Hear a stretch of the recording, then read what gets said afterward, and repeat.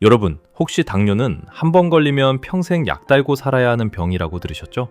그런데 그게 사실의 전부가 아닙니다. 진짜 원인은 따로 있고 그 원인만 제대로 잡으면 충분히 되돌릴 수 있는 병이거든요. 다만 이 진실을 모르신 채 시간을 흘려보내시면 두 눈과 콩팥, 혈관과 신경이 돌이킬 수 없이 무너질 수 있습니다. 절대 가볍게 넘기시면 안 됩니다. 오늘 이 영상에서는 당뇨가 왜 생기는지, 왜 유독 한국 사람에게 많은지, 그리고 어떻게 하면 평생 합병증 없이 건강하게 지낼 수 있는지 그 모든 이야기를 처음부터 끝까지 차근차근 풀어드리겠습니다. 끝까지 함께 해주세요. 자, 그럼 가장 먼저 우리가 알아야 할 것이 무엇일까요?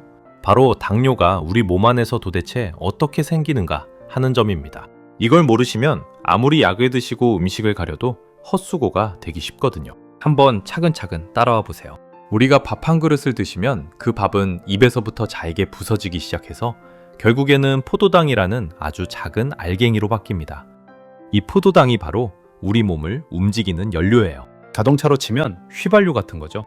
이 포도당이 혈관을 타고 온몸을 돌아다니면서 손가락 끝부터 발가락 끝까지, 머리부터 발끝까지 세포 하나하나에 에너지를 공급해주는 겁니다.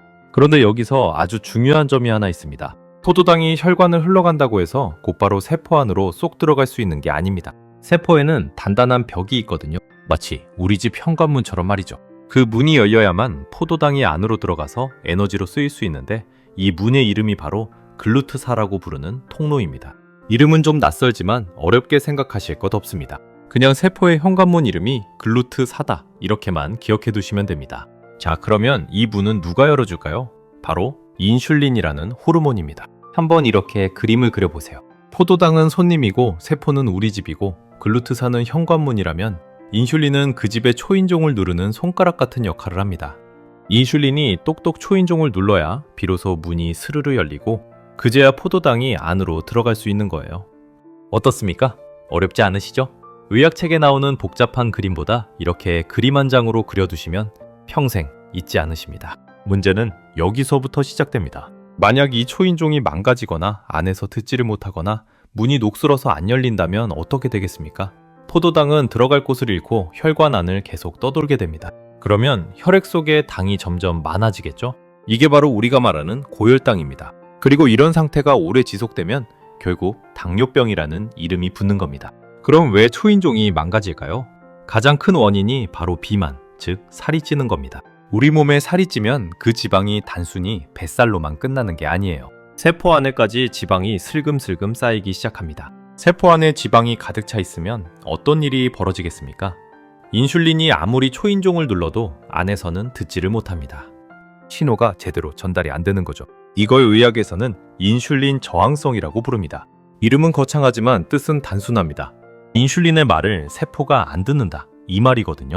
자, 인슐린이 아무리 두드려도 문이 안 열리니까 우리 췌장은 어떻게 하겠습니까? 안 되겠다, 더 세게 두드려보자 하면서 인슐린을 점점 더 많이 만들어냅니다. 처음에는 그렇게라도 어떻게든 문을 열어보려고 하지만 이게 몇 년, 몇십 년 반복이 되면 결국 췌장도 지쳐버립니다. 마치 매일 밤늦게까지 야근하는 직원처럼 결국에는 번아웃이 와서 일을 못하게 되는 거예요. 그때부터 본격적인 당뇨가 시작되는 겁니다. 그래서 당뇨라는 병은 갑자기 어느 날 뚝 떨어지는 병이 아닙니다. 10년, 20년에 걸쳐서 우리 몸 안에서 천천히 진행되어 온 결과예요. 여러분이 지금 당뇨 진단을 받으셨다면 사실 그 전부터 이미 인슐린 저항성이 조용히 시작되고 있었다는 뜻입니다. 자, 그럼 여기서 또 하나 궁금한 점이 생기실 겁니다. 서양 사람들은 우리보다 훨씬 더 뚱뚱하고 햄버거에 피자에 기름진 음식을 매일 드시는데 왜 한국 사람들에게 당뇨가 그렇게 많을까요? 통계를 보면 우리나라 성인 7명 중에 1명은 당뇨이고 당뇨 전 단계까지 합치면 거의 3명 중에 1명이 위험군이라고 합니다. 도대체 왜 이런 일이 벌어지는 걸까요? 여기에는 우리 한국 사람만의 특별한 사정이 있습니다. 한번 우리 할아버지 할머니 그 위로 거슬러 올라가 보세요. 우리 조상들은 어떻게 사셨습니까? 보릿고개라는 말 다들 들어보셨죠? 봄이 되면 겨울 동안 먹을 게 다 떨어져서 풀뿌리, 나무 껍질까지 먹어가며 버티던 시절이 분명히 있었습니다. 우리 민족은 수천 년 동안 그렇게 적게 먹고도 살아남을 수 있는 몸을 가지도록 적응이 되어 왔다고 알려져 있습니다. 이게 무슨 말이냐 하면 우리 한국 사람의 췌장은 원래 많은 인슐린을 한꺼번에 분비하는 데에 그다지 능숙하지가 않다는 겁니다. 적게 먹고 적게 처리하는 데에 익숙해진 거죠. 마치 작은 일을 야무지게 처리하는 데에는 능한데 갑자기 큰 일을 시키면 허둥대는 작은 펌프 같은 거예요. 그런데 어떻게 됐습니까? 우리나라가 지난 4, 50년 사이에 정말 눈부시게 빠르게 발전했죠. 먹을 게 부족하던 시절에서 갑자기 먹을 게 넘쳐나는 시대로 훌쩍 건너왔습니다. 맵기 흰쌀밥에 고기에 빵에 라면에 케이크에 음료수까지 우리 조상들이 평생을 살아도 구경 못했을 음식들을 우리는 매일같이 드시고 계신 겁니다. 자, 작은 펌프를 가진 췌장에게 갑자기 거대한 물탱크를 비워내라고 시키는 것과 같습니다. 그러니 어떻게 되겠습니까? 우리 췌장이 따라가지 못합니다. 서양 사람들은 수백 년 동안 고기와 빵을 먹어왔기 때문에 그만한 인슐린을 만들어낼 수 있는 큰 펌프를 가지고 있다고 알려져 있어요. 그래서 서양인은 살이 많이 쪄도 당뇨가 비교적 늦게 오는데 우리 한국 사람은 그렇게까지 뚱뚱하지 않은데도 당뇨가 빨리 찾아오는 거예요. 그러니까 여러분이 당뇨를 진단받으셨다고 해서 내가 뭘 그렇게 잘못 먹었길래 라고 자책하실 필요가 없습니다. 사실은 우리 몸 자체가 현대의 풍요로운 식탁을 감당하기에는 좀 벅찬 구조를 타고난 겁니다. 알고 보면 우리 민족의 운명 같은 거죠. 하지만 운명이라고 해서 손 놓고 있을 수는 없겠죠. 그래서 더더욱 우리는 우리 몸에 맞는 식습관과 생활 습관을 알아야 하는 겁니다. 자, 그럼 여기서 한 가지 정말 중요한 이야기를 짚고 넘어가야 합니다. 많은 분들이 이런 말씀을 하십니다. 당뇨? 그거 그냥 혈당만 조금 높은 거지 별것 아니야. 어차피 안 아프잖아. 이렇게 가볍게 생각하시는 분들이 정말 많은데요. 제가 오늘 한 가지 분명히 말씀드리고 싶은 게 있습니다.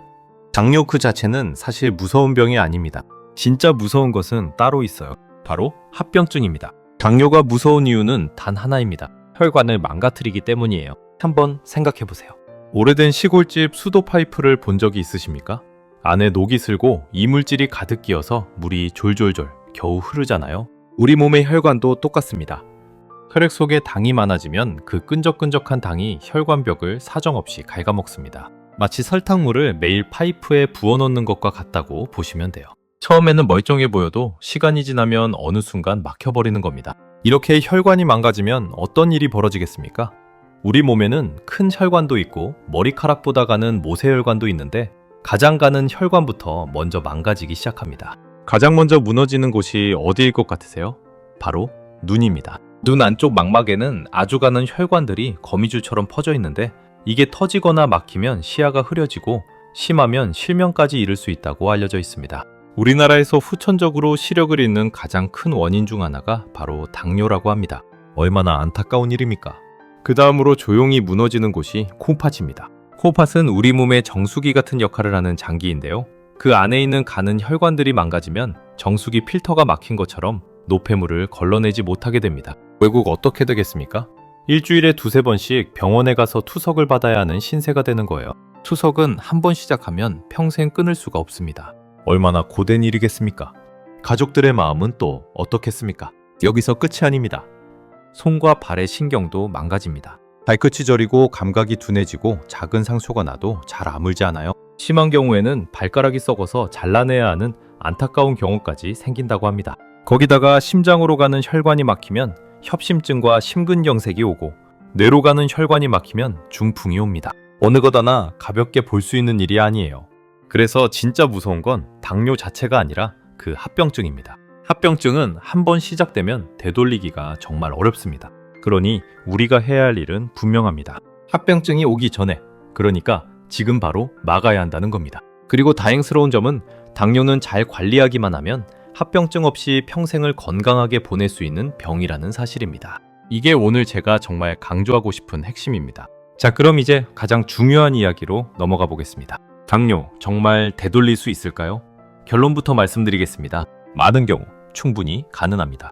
특히 초기에 시작된 당뇨, 그러니까 인슐린 저항성에서 출발한 당뇨라면 정상 가까이 돌아가는 것도 결코 꿈 같은 이야기가 아니라고 알려져 있습니다. 비결이 무엇이냐? 정말 단순합니다. 살을 빼는 겁니다. 너무 평범한 이야기라서 실망하셨습니까? 그런데 이 평범한 진리 안에 모든 답이 들어있습니다. 앞에서 제가 뭐라고 말씀드렸죠? 세포 안에 지방이 쌓이면 인슐린의 신호가 안 통한다고 했잖아요. 그렇다면 그 지방을 빼내면 어떻게 되겠습니까? 다시 신호가 잘 통하기 시작합니다. 초인종이 다시 잘 울리고 문도 다시 잘 열리는 거예요. 이게 바로 인슐린 저항성이 개선된다는 말의 진짜 의미입니다. 실제로 외국의 어느 연구에서는 당뇨 환자들에게 체중을 15kg 정도 빼게 했더니 상당히 많은 분들이 약을 끊고 정상 혈당으로 돌아왔다고 합니다. 정말 놀랍지 않으세요? 우리 몸은 우리가 생각하는 것보다 훨씬 더 자기 복구 능력이 뛰어난 존재입니다. 다만 그 회복할 기회를 우리가 줘야 한다는 겁니다. 그런데 여기서 많은 분들이 오해하시는 게 하나 있습니다. 그럼 살을 빼야 하니까 굶으면 되겠네? 고기는 절대 안 되고 풀만 먹어야겠네 라고 생각하시는 분들이 계세요. 그런데 이건 정말 위험한 생각입니다. 특히 연세가 있으신 분들이 무작정 굶거나 채소만 드시면 어떻게 되겠습니까? 살이 빠지긴 빠지는데 빠져야 할 지방은 그대로 있고 우리 몸을 지탱하는 기둥인 근육이 먼저 빠져버립니다. 근육이 빠지면 기력도 없어지고 면역력도 떨어지고 결국 또 다른 병을 부르게 돼요. 빈대 잡으려다 초가삼간 태우는 격이 됩니다. 그래서 당뇨 식단의 진짜 핵심은 무조건적인 채식이 아닙니다. 칼로리를 적절히 맞추되 단백질을 충분히 드시는 겁니다. 단백질은 우리 몸을 지탱하는 기둥이라고 말씀드렸죠. 살코기, 생선, 두부, 콩, 계란 같은 음식들이 바로 그 기둥을 단단하게 받쳐주는 재료들입니다. 흰쌀밥과 빵, 떡과 면류 같은 정제된 탄수화물은 조금 줄이시고 그 자리에 단백질과 채소를 채우는 겁니다. 그러면 근육은 지키면서 지방만 야무지게 빠지게 됩니다. 이게 바로 우리 몸이 좋아하는 다이어트입니다. 거기에 한 가지 더 보태자면 걷는 운동입니다. 매일 30분에서 1시간 정도 천천히라도 좋으니 꾸준히 걸으세요. 걸으면 우리 다리 근육이 포도당을 직접 끌어다가 쓰기 시작합니다. 인슐린의 도움 없이도 말이에요. 그러니까 걷는 그 시간 동안은 우리 몸이 스스로 혈당을 떨어뜨려주는 겁니다. 식사 후 30분쯤 지나서 가볍게 동네 한 바퀴 산책하시는 것. 이것만 꾸준히 하셔도 혈당이 눈에 띄게 좋아지는 경우가 많다고 합니다. 약 하나를 안 드시고 혈당을 잡는 가장 정직한 방법이거든요. 자, 이번에는 당뇨약에 대해서 한번 짚어보겠습니다. 많은 분들이 약 이야기만 나오면 두려워하십니다. 약을 한번 먹기 시작하면 평생 끊을 수가 없다더라. 약이 콩팥을 더 망친다더라. 이런 이야기들 어디서 한 번씩 들어보셨죠? 그런데 이런 말들 중에 사실인 것도 있고 잘못 알려진 것도 있습니다. 오늘 제가 그 진실을 가능한 한 정확하게 알려드리겠습니다. 우선 당뇨약은 크게 두 가지 종류로 나눠볼 수 있습니다. 첫 번째는 세포의 문, 그러니까 그 글루트사라는 통로 자체의 문제를 해결해주는 약입니다. 두 번째는 췌장에 채찍질을 해서 이슈린을 더 많이 짜내게 만드는 약입니다. 이 둘은 작용 방식이 완전히 다릅니다. 두 번째 종류, 그러니까 췌장을 더 일하게 만드는 약은 단기적으로는 혈당을 빨리 떨어뜨려서 좋아 보이지만 장기적으로 보면 우리 췌장을 더 빨리 지치게 만들 수도 있다고 알려져 있습니다. 매일 야근시키는 격이거든요. 그래서 의사 선생님들도 이런 약은 환자의 상태를 봐가며 신중하게 처방하시는 편이라고 합니다. 반면에 첫 번째 종류, 인슐린 저항성을 개선해주는 약 중에 가장 대표적인 것이 메트포민이라는 약입니다. 아마 당뇨를 진단받으신 분들의 절반 이상이 이 약을 드시고 계실 거예요. 이 약은 단순히 혈당만 떨어뜨리는 게 아니라 망가진 신호전달 체계를 다시 살려주는 역할을 한다고 합니다.